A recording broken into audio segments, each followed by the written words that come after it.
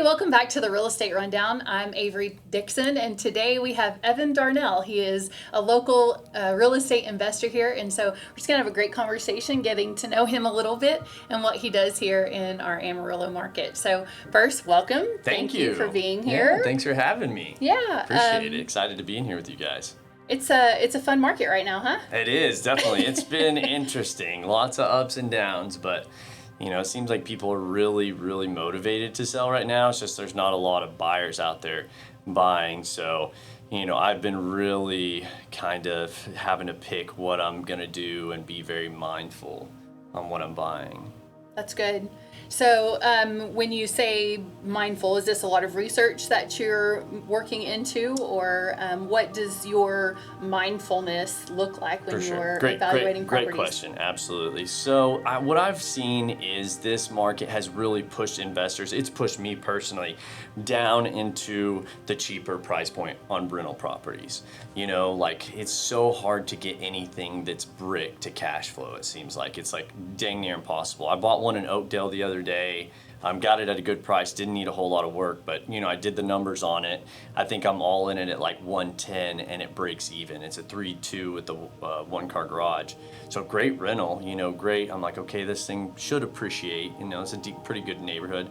But it just stuff like that. And then if you go into Ridgecrest or Puckett, Belmore, it's impossible at the price point to get those to cash flow. The only people who have rentals in that neighborhood anymore are the ones who bought before the COVID jump and prices. So I've been really investing in some smaller markets like South Lawn, which even the taxes in that area have gotten out of control, like $3,000 a year. So I really like the north side, like Martin Road area, Mesa Verde, Oakdale, Lawndale. Taxes are cheaper over there, and you can get the exact same rents in those areas versus South Lawn or South Lawn South or some of those different areas over there. So that's pretty much forced me to go into the cheaper price point, and so that's kind of where we're at right now. Okay.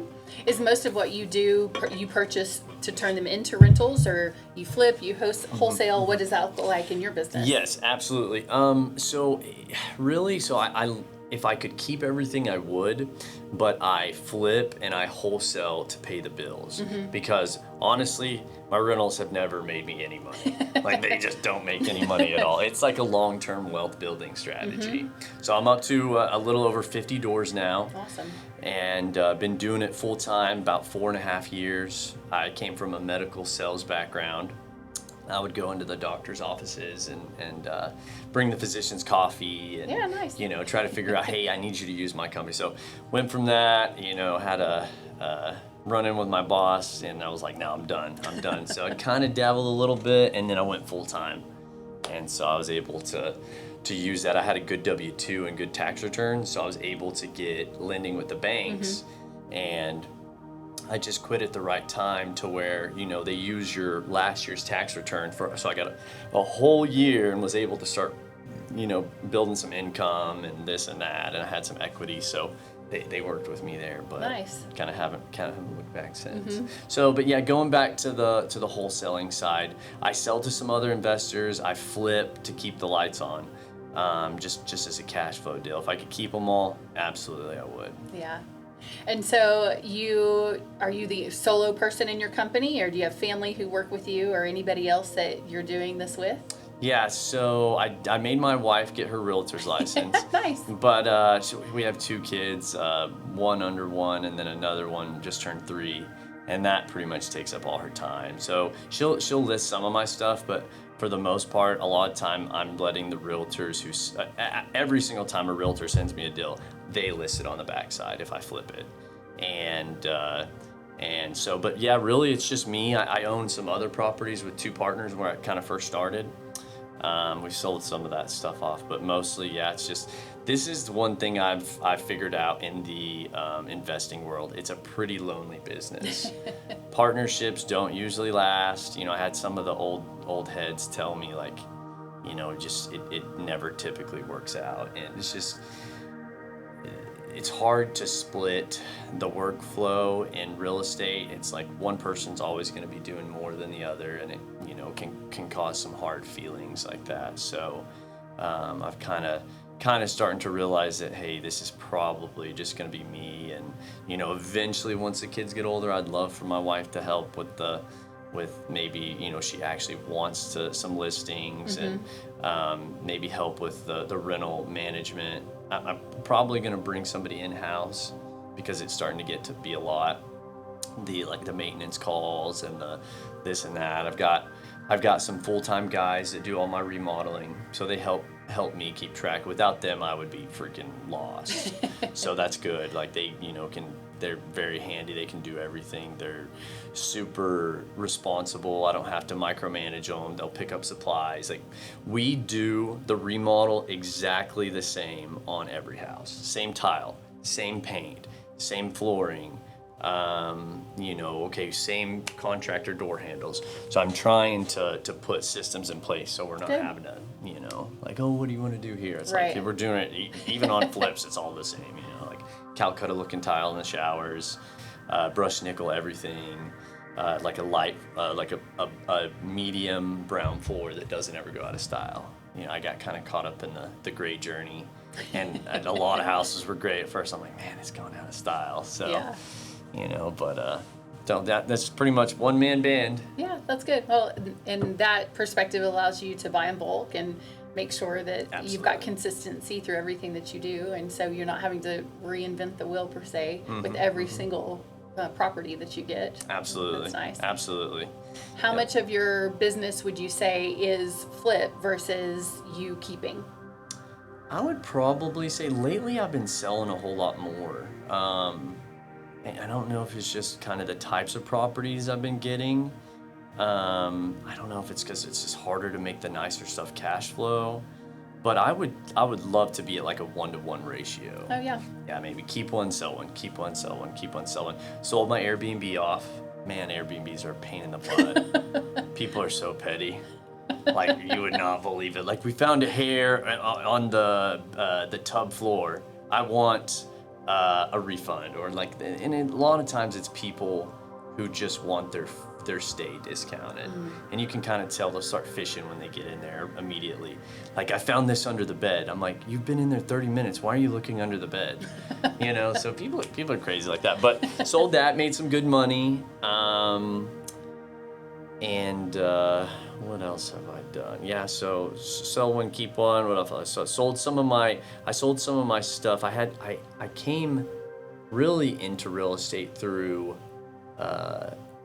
assisted livings, residential assisted livings. So I have a medical background. I went to nursing school, and then I never worked as a nurse, but I graduated and then went into medical sales. Awesome. Yeah, it was cool. I didn't know what to do. My mom was a nurse, so I was kind of like, came back to Amarillo, flunked out of college. It was like, didn't know what I was going to do with my life. And and then kind of went that route. But real estate was always a passion. And my family is in real estate too. Okay. So my uncle, one of them owns a bunch of apartments, and then the other one is a builder. And so I saw, and my grandpa, he had rental properties too. He had like 15 of them. And he would take me into the office, and he'd pull up his spreadsheet, and he'd show me, okay, this is how much this is paid off each month. And, your mom is going to inherit some of these whenever, and this will be cash flow, and you can inherit it later. They were just crummy rentals. They weren't. But he taught my uncles and this and that. He was very smart. He was a banker. So I saw the path to financial freedom. That's awesome. And how powerful real estate can be, just really over time, and appreciation and tax benefits, and so kind of saw that and then just took off running with it. So just trying to continue to grow. I would say my next trajectory, I've started my own podcast, and I'm just trying to market. And I want to get to know and build relationships with as many realtors in town as possible. Like, I want it, hey, you guys send me your tough deals, just stuff you're having a hard time getting sold, and let's make money together. Let's get this house sold quickly for your client, My crew can come in, we'll do the touch up that they can't afford or didn't want to do. We'll do the, the foundation repair. I had a property that had some cracking in the wall, and they came in, sent their foundation company in, and trying to get like 15,000 off. Well, I called this other foundation company that I know and have a relationship. They were able to come in and do it for 5,000. So like having the connections, I've paid the expensive plumbers, the expensive foundation guys, I have these connections now where I can get it done cheaper. The tenant or the seller, they take maybe a little bit less than what they were wanting to get, but it helps it sell quicker, and realistically they may have not even have gotten that. It just would have taken 6 to 8 months to get there, and the market beats them down, so. And they don't have the resources to do the things that are necessary to get the top dollar for it. So why not partner with someone who can take care of that and then get them probably more than what they would if they had to find those service providers and then pay for that outright. So it's a great partnership. Absolutely. Yeah, I just bought a house over in Belmar. I already sold it, but it was an older house. The couple, I came in and made an offer on it, and they had got that same offer like 4 or 5 months before and turned it down, because most of the time people aren't ready they're not ready to accept that, like, hey, this house is outdated and it's it's going to need some stuff. But I came in, bought the property, did what's kind of called a hotel, which instead of remodeling everything, pulling out all the appliances, and I did like a light rehab, paint flooring, and then remodeled 2 bathrooms. Didn't really do much to the kitchen, didn't fix every little thing, didn't change out, a bunch of stuff. And I would say I was probably spent about 15 grand into it. That's about the most on a hotel. Turned around, sold it. But really that house, the carpet was what was keeping it from selling. It was stained, and people can't see past that. Right. So really all I did was put click flooring down and did some touch-up paint, and it sold, and they got it off the market. They needed that money for assisted living, and I was able to make a good profit over it. So those are kind of the deals I'm looking for, not the ones where it's like, hey, this thing, is going to need complete gut to the studs and, new everything. And it's just gross and nasty. And however, I'm buying one. Oh, I just bought one out by like Tanglewood that the lady was stealing clothes out of the red bin storage. Oh. The donation bin. Yes. She was taking people's clothes, like the people donated, and just taking them back to her house. And literally every bedroom is full. Like not just thrown like stuffed in there to where we're like having a yank out. So, but I could tell that underneath all that clothes, it's not nasty. It was just hoarder. So once that's out, it's a really nice house. Cabinets are nice. It's a brick home on 1 acre, has a shop. I could tell the tile is still good. One bathroom just doesn't need anything at all. The other one maybe fix a faucet and some stuff. So that's kind of what I'm looking for, is stuff that's a little cleaner. And so, but yeah, just trying to market myself, let people know what I'm doing. And I mean, it seems to be working, been getting quite a bit of deals and growing. And so that's awesome. Tell us a little about your podcast. I love the name of it. Let's Buy the World. Let's Buy the World. Yeah, I was like, what is it? I can't remember. I sat in front of Chat GPT for like 4 hours trying to figure it out. Friend. Yeah, I know, it's amazing what Chat GPT can do. But that name actually didn't come off Chat GPT. It just I wrote it down and it just sat there, and then I thought it was going to be real estate battlegrounds. And then one guy's like, well, you're going to fight people on your podcast? I'm like, no, we're like battling for real estate, And then, but everybody had their own opinion. Sure. Everybody, and I'm like, you know what? Screw that. I'm going to do what I like. And so, yeah, Let's Buy the World. I thought that was catchy. Yeah, it is. No, I agree. The world is the oyster type deal. Yeah. So, yeah, I don't really know what I'm doing right now. I'm just kind of, mostly it's been investors, but I want to have realtors, brokers, and maybe even some contractors, really just to get people out there the exposure. And it's cool doing them because you learn so much when you're doing them, You're like, oh, that's a great idea. And then, we can talk about, oh, this is what I'm looking for. And then, hey, do you guys have anything? How can I help y'all? And so we build, that rapport, and then eventually we end up doing business together because we came in and we developed a relationship.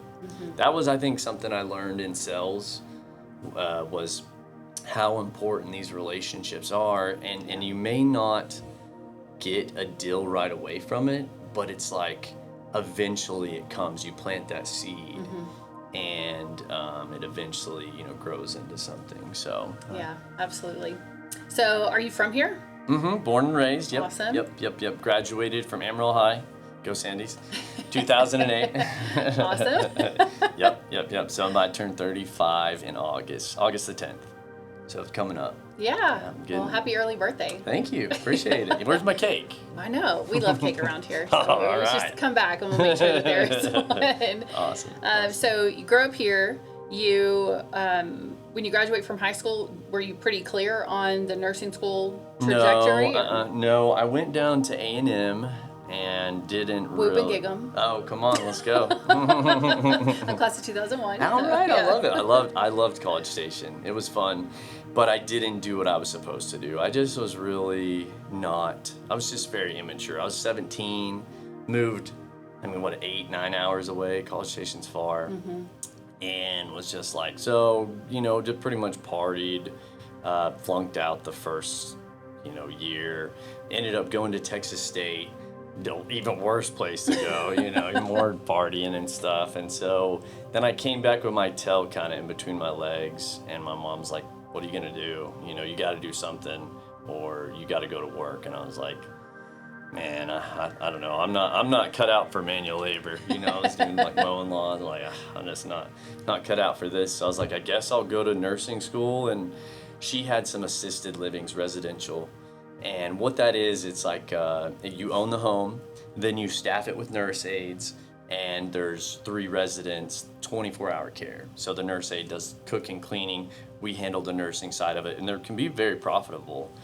And so I guess I was like, all right, I guess I'll do that. So went to nursing school, graduated, opened 2 assisted livings, made good money. They probably made, I don't know, anywhere from like 60 to 90,000 a year, somewhere around there.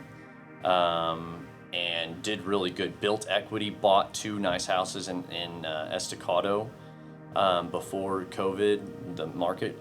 And those 2 houses I bought jumped like about 120,000 a piece. So I made $250,000 just by owning real estate in that time. And I was able to take that and eventually sell those and, invest it into other stuff. And, just that was like, it really was lucky, but with some hard work and stuff, like taking care of people is hard. Yeah, absolutely. Like when they fell in the middle of the night, Yeah. I was the one they called. And it trained me. I always have my phone. Like my wife wants to kill me half the time because I always have it close by, and anytime it buzzes, I look at it because I'm like, so when people's lives are at stake, you can't just, I'm gonna put do not disturb on for a few hours and get this done. It just doesn't work. I'd be leaving town on a plane and, hey, so-and-so just had a stroke, and I'd have to cancel my trip and, go deal with that or something like that. So it taught me a whole lot about responsibility. Yeah. But man, I never want to do it again. It is tough. Oh my gosh, it's emotional and tough, and families. And but it was a cool experience in my life. Yeah, that's awesome. I think it shows that you obviously are a person who's really full of compassion, because I don't think people get into that kind of industry if you don't believe you could handle that and provide the care that they need. Yes, absolutely. Do you feel like that has worked its way into how you make a decision on what homes or properties you purchase? I think so, and especially I deal with a lot of older seniors and stuff like that, so I know how to talk to them. First off, half the time, they can't hear, especially the men. So I know to talk real loud, So always deaf, especially around here, like farmers and stuff. Right. But yeah, I think so. It's the tough thing about real estate is it's a fine line between making money and helping people. Right. And you can't always help people, and you you can't always make money. Right. It's a fine line, because I've done stuff out of emotion, and I paid big time for it. You know, I lost money on it because I wanted to help somebody out. And you know, I would come in and like, well, I knew my numbers. I needed to be at 80,000, but hey, she really needs this. Can you do 100? I'm like, oh, I mean, is it there? And I'm trying to make it fit. Like, okay, well, if I don't do this, and I think the roof is insurable, so yeah, okay, let's do it. Or sometimes when other investors, you get literally like, oh, okay, I want it, you know, or something. But and then I end up losing money. Like, I have one in Oakdale right now that we're about to put on the market, and I think I paid too much for it because I got emotional. Sweet lady, she was moving down south with her daughter. I was like, I think I can make this work. Thought I'd spend 20 on the rehab. It's turned into 35. Then I get to pay a realtor fee, which this one, the realtor sent it to me, and then I let her list it on the backside. So I always make that clear. Like, you know, people, once I didn't realize that my wife becoming a realtor, it would like, oh, okay, it alienated a lot of people at first. And I let them know, like, hey, any deals you send me, we still work together. These novations that I'm doing, I don't actually buy the property. I do what's called a novation. So I come in, I'll do the repairs. We agree upon a price that you want, and then anything over that I make. And then I hire a realtor to list it, right? I'm gonna handle everything. This lady I just sold them for, it was out in Highland Springs, beautiful house, but the carpet was nasty and it needed a lot of touch up. It needed the yard mowed while she was gone. I took care of everything. She left. I hired a realtor, and we got the property sold in less than 45 days. That's she awesome. was about to lose it to foreclosure. So Yeah. really, she got some money. It kept it from going to foreclosure. Mm-hmm. We got it done. But I don't use my wife for any of the novations just because it's a conflict of interest. It's just not, you know, it just could be too messy. I wouldn't want to involve my wife in it. So that's why, hey, I will be having leads to give out to other realtors. You know, whenever, like, honestly, if something comes that's retail and the people, I offer them threes: cash option, novation, or list it. If they tell me they want to list it, I go through my contacts at realtors and dump it back. So I have some value that I can get back. And at the end of the day, I want everybody to win: the seller, the realtor, and the investor. That's kind of the model I'm going for right now. Yeah, that's awesome.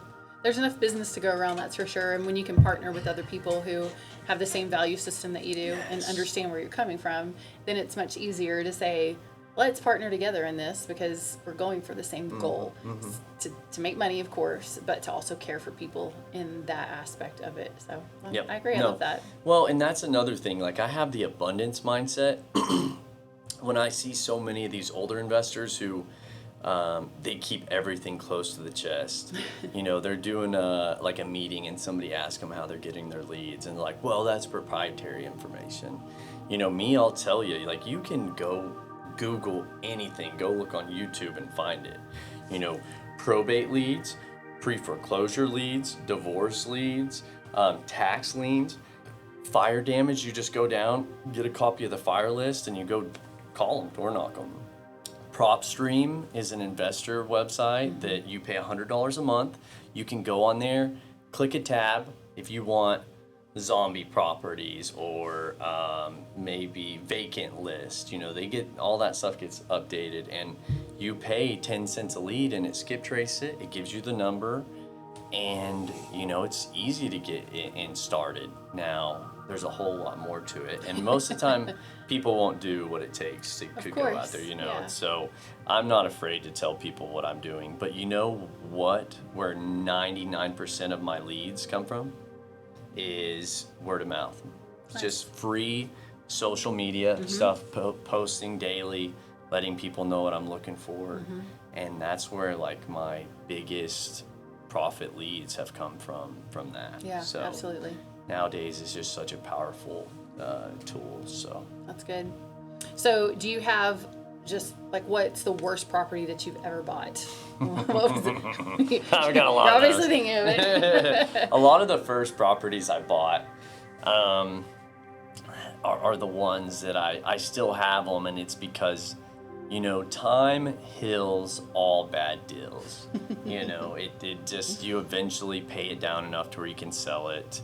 And so I bought one from another investor, and I didn't do any kind of inspections, and which I don't. A lot of times now I can see it, but I do a roof and a sewer camera. That's about the only two things I really do anymore. But this one had terrible foundation issues because of termites. Oh gosh. And so we had to go in, replace a ton of wood, a ton of foundation. Some I paid too much on. I was trying to help a lady and her daughter. That was this one house over in Avondale. And another thing, like the HUD liens from all the COVID stuff, I had it under contract for what I needed it. And then we found that they tacked on all that forbearance mortgage stuff on the back. And instead of walking, I was too emotional. I didn't want to lose the deal, and I bought it for, I think it was like 15 or 20,000 more than what I was going to pay. And tried to flip it, didn't get it sold. Still have it. I think it breaks even. It probably loses like 100 a month, honestly. But when you get up to that many doors, like I have some that drag behind, and then others that are just cash cows. And so that's one thing. When you have one or two rentals and one's vacant, you're 50% vacancy. That's huge, right? Versus when you have 50 doors and one's vacant, that's, what is that, 2% or something like that. So it doesn't hurt near as bad. So the other ones kind of help and carry them. And then when you have that, when you have some equity to play with, you can kind of throw your weight around at the banks, tell them, I was able to get some credit lines and, unsecured, and, hey, I want this. Hey, can you help me? I want to build a shop on my property, versus before they'd be like, get out of my face. We're not doing shop for you. So, stuff like that, it helps when you have that stuff. But people always ask me, well, how do I get started in real estate without any money? I'm like, go out and door knock, what I'm saying? Go drive through neighborhoods, find distressed properties, knock on the door, see if they want to sell, put it out on Facebook. Hey, I'm looking to buy some distressed rental properties. Or, hey, are you tired of your rentals and they've trashed your property and sitting vacant, you want to sell it? Boom, bring it to me. We'll partner on it. I'll show you guys how to do it. We'll split it 50-50. Or if you just want cash, I'll pay you a cash referral fee, and you can kind of get started like that. So, what is the best property that you've ever purchased? Man, I just did a good one. A lady was moving down south, and she wanted to move quickly. She had real bad asthma, and she had a house available down there. So I go out to the appointment. A realtor / investor, she's a realtor, husband's investor. They turned it down. They pushed it off till like the next week, and she happened to call me. Just word of mouth from another person I talked to, and went out there. She told me exactly what she wanted, and I was like, okay, I think we can do that. So we signed the contract, closed on it, and then after I started looking at comps and everything, I was like, man, I think this thing, it really could make some money on it. It was clean. She painted it every year. Roof had just been updated, central heat and air.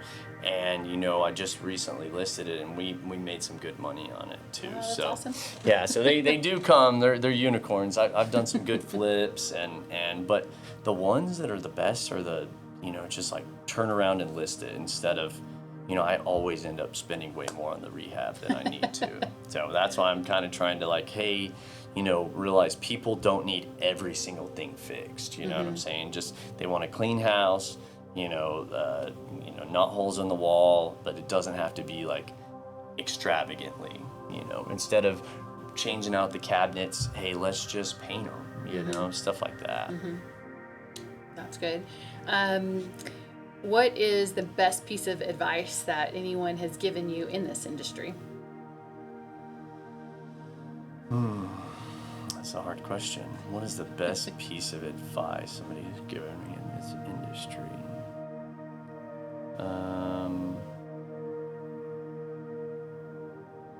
You have a particular mentor or anybody who you generally look to if you're in a situation? There's been some really people who've been instrumental in helping me. Edward Gonzalez kind of helped me in the beginning. Like, he shared some of his workers with me. I was using just like these regular guys, like a contracting company. And I was having every little thing bid out instead of like, hey, this needs to be a full make ready price. You do this, all together in one fee. So that really helped me. Wade Mitchell was real nice. Sean Moore, really nice to me. I'm sure there's some other people I'm forgetting too. And then I'm part of this mastermind group, hotels with Travis Wells, and he's been really good. He's kind of the one that pushed me to start my podcast and to start a Facebook page and stuff like that too. So I started a Facebook group. It's kind of like Amarillo REIG group, but it's Amarillo Buyers Club, and I think we're like at 1,200 members, and we've only had it for like 2 months, somewhere around there. So it's grown pretty quick. But yeah, just pretty much put it out there what we're looking for, and it's worked. People have been calling. So. Yeah, that's good. So what do like the next 5 years look like for you? Ideally, of course. Ideally, yeah. Right, exactly. I don't think we're having any more kids. We have 2, so I think we decided we're done with that. So. How old are they? 1 and 3. Okay. 2 boys. Yep. So you're not too far out of it where you we still got one. Yeah, well, I know, absolutely. No, you're right. No, for sure. Our friends just had their third. They both have 2 boys, and they just had their third boy, and they're like, all right, when you guys, and we kind of had to break the news, like, we don't know if we're going to do the third. But kids are a lot, especially growing a business. But it's been a blessing. I would like to say I would get more into the multifamily space, like apartments. I've owned some apartments, some storage, stuff like that. But, I heard this guy say I think he's got like 5,000 doors, big apartment guy. He was talking about he made $1 million off a wholesale fee just like a month before. And I was like, wow, I'm in the wrong business. But he was like, look, your kids don't watch your crappy rental properties. I hate to break it to you, they don't. And I was like, it really hit me. I was like, wow. So maybe to build something that would be a little easier to manage, like apartments, where there's one handyman that works there, maintenance guy, and then, a property like that does like the leasing side or something. And so, they're not having to deal with 50 sewer lines or 100 or 200 stuff like that. So I think that would be multifamily, land development. I thought I wanted to go into building, but I don't want to do building. It's so emotional. I mean, the clientele are very, like, even my house, whenever they're remodeling it, like, I'm like, well, you didn't do the backsplash, perfect, and this is wrong, and you need to clean the grout. It's just like, when it's your home, it's so emotional. Versus like flipping a property, I remodel it, I put it on the market, I never see them, and it's like, hey, if you like it, buy it. If not, cool. Versus, hey, you're building this house for me specifically. It changes the dynamic completely. So I've decided, I'm like, my uncle was a builder. I could have gone that route. But I was like, no, I think I don't want to do that. Yeah. So multifamily, but no more growing family for your next 5 years. Well, we said we'll see, I guess. Yeah, that's awesome. Yeah. Well, if our viewers would like to get in contact with you, what's the best way to do that? Yeah. So my main business is Darnell Homes. You can Google me. My phone number is 806-206-3553. I think my Instagram is Evan Darnell Homes. I have TikTok, Instagram, Facebook. Just started putting stuff up on YouTube. And then like my podcast we talk about is Let's Buy the World. Yeah, that's it. Okay. Yeah. I'm like, is it We Buy the World? Let's Buy the World. Sorry. just came out there. But yeah, Let's Buy the World. And I think it's on the podcast site. I know it was on YouTube. So I got a guy out of Pakistan who does all my social media. So I'm not really super involved. I just get him the content and he pumps it out. Yeah. So, but I'm probably going to tell him to chill out on the posting because he does like an inspirational post once a day. And then I'm like, it's almost too much. It's just like down people's throats. So, but it's working. Yeah. Yeah. So. Yeah, it hits the right crowd at the right It time. does, yeah. Well, it's just like when you're on people's mind and then they go see a house, it's like, oh, Evan does that, versus, I haven't posted in a while and then they're like, oh, let's call this other investor who I always work with. So I guarantee you I'm taking leads from other investors right now because I'm getting new realtors call me, and I know they probably have people that they work with, and they've been in the industry a long time. So, I'm like, let's go, baby, come on, I'm ready to take some business, shake the market up. It's good. It takes all types to make those things happen. So, but I think, like I said, it's an abundance mentality. Everybody can win in this business. So, yeah, absolutely. I think those are kind of good lasting words. But do you have any lasting words for us? I think this is a really good time to buy real estate right now. I think the monster is just ready to get out of the cage. And I think once rates come down, I don't know if they're going to just drop it immediately, but this is the thing. Unfortunately, we're in a recession. The economy, we don't get hit as hard as other places, being in Amarillo, but people are motivated. Stuff is sitting. Days on market is high. Houses aren't selling unless they're updated. That's just the thing. And there's seller's concessions. But right now is an opportunity for market share for people who, if they want to get in it, or if you're an investor and you've just kind of been sitting back, people are motivated. People are taking lower prices. It's a buyer's market right now. And so I've noticed like the competition has gone down a ton. All these newer investors have really, they either can't get the financing or they can't afford it, or so. But I'm doing better than I ever have. The business is thriving because people want to sell their houses. They need to sell their houses.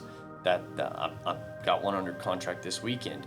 The lady was 3 months behind on her mortgage. She was about to lose all her equity. So I come in, gave her a fair price. She starts crying, gives me a hug, like I'm giving her a second chance to start over. Versus the bank, they won't give her anything. Yeah.